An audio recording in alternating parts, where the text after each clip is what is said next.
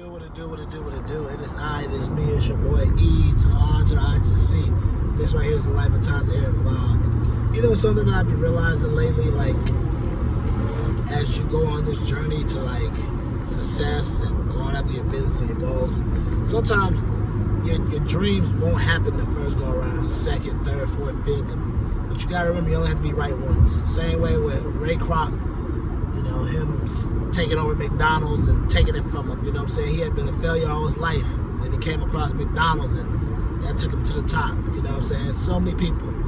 Colonel Sanders, Starbucks, so many different people, you know what I'm saying? So it just makes me think, because even though I go to a job I really don't care for because I feel like I'm not really making a difference. Let me explain why I don't really like the job, because I feel like I'm not really making a difference, and I feel like they're not really giving you the proper training to do better.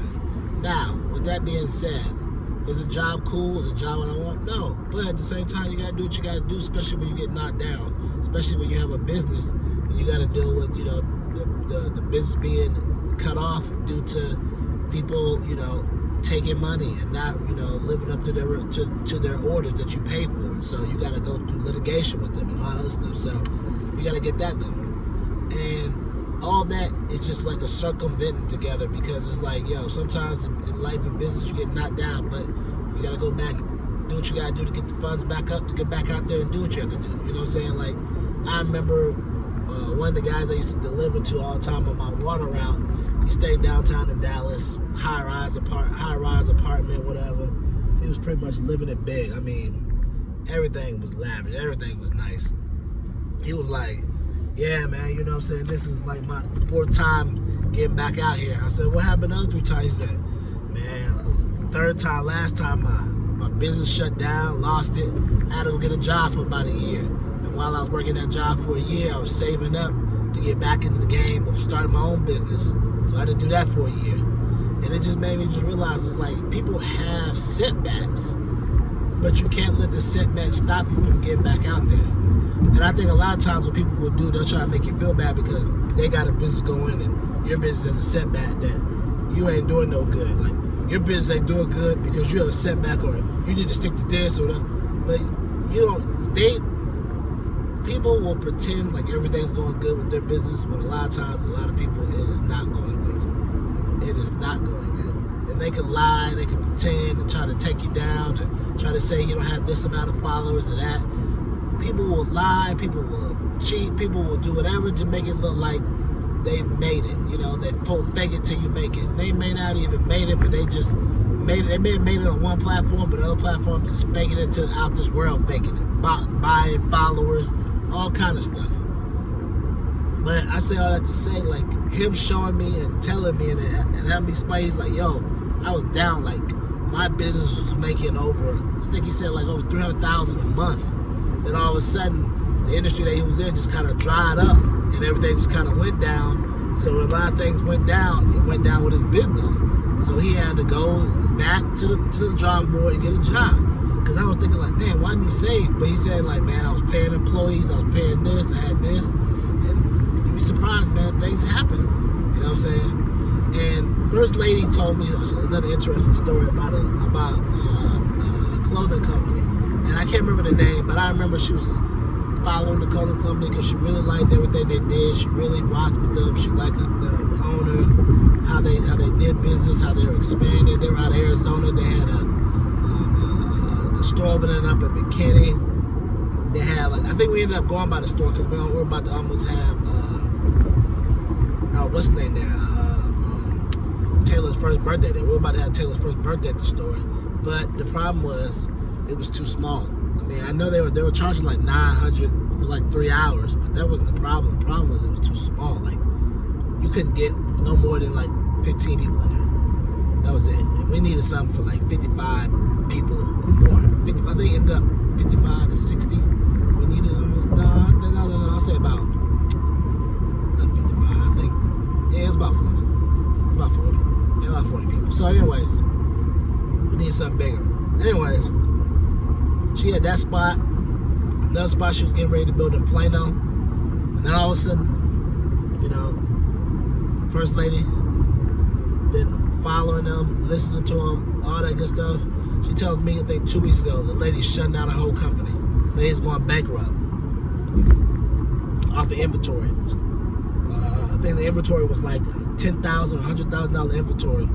Some kind of way she couldn't get a loan. She had to get one of those speedy excess type loans that every day they're taking money out of your account, taking money out of the account.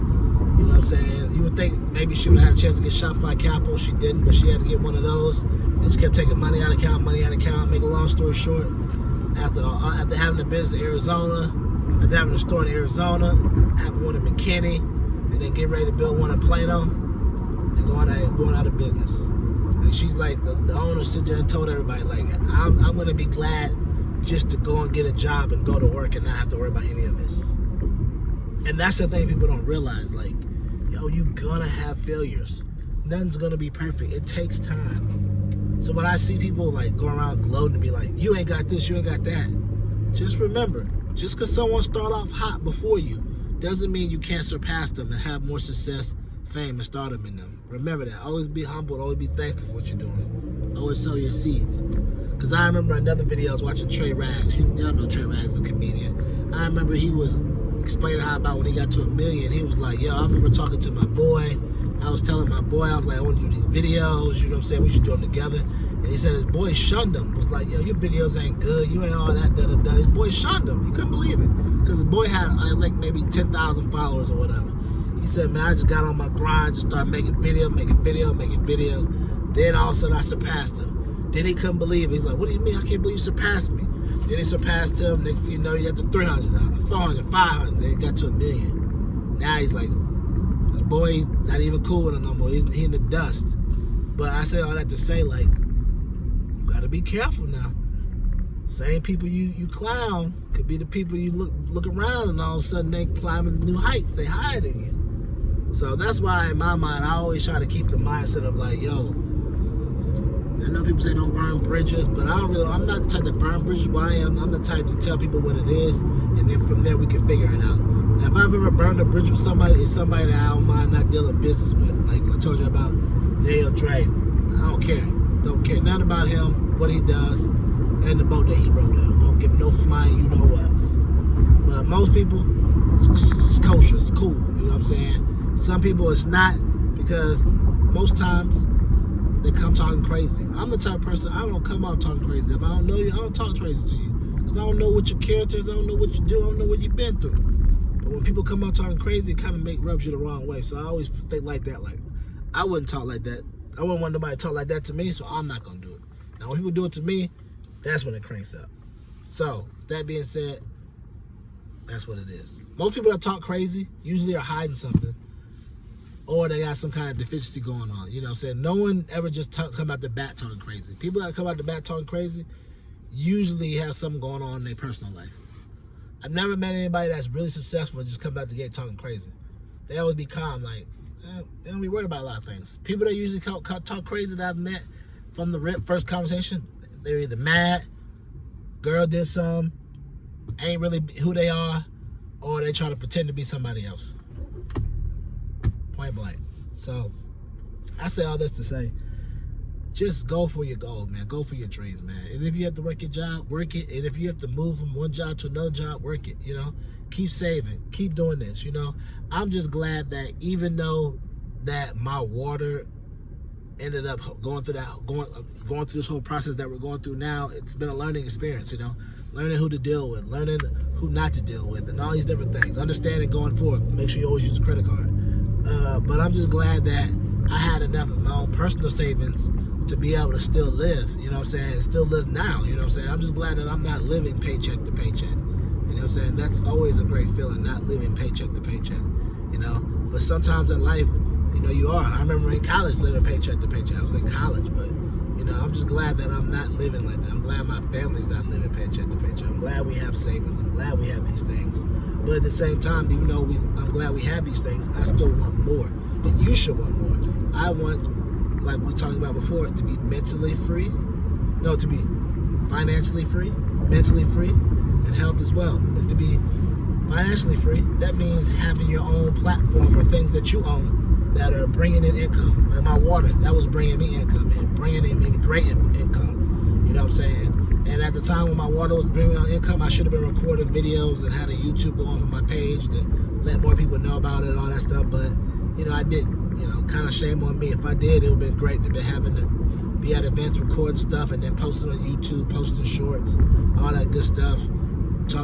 Just talking about the water and just giving people another behind the scenes of what's going on with the business and all that stuff, and, you know, just let people know. You know, that'd have been real cool. You know, but the next business I should do is do something like that, because I feel like people will want an in-depth look as to what you're doing, how you're doing it, and how you're running things. So, you know, that's what I have to do for next time. But hey, that didn't happen.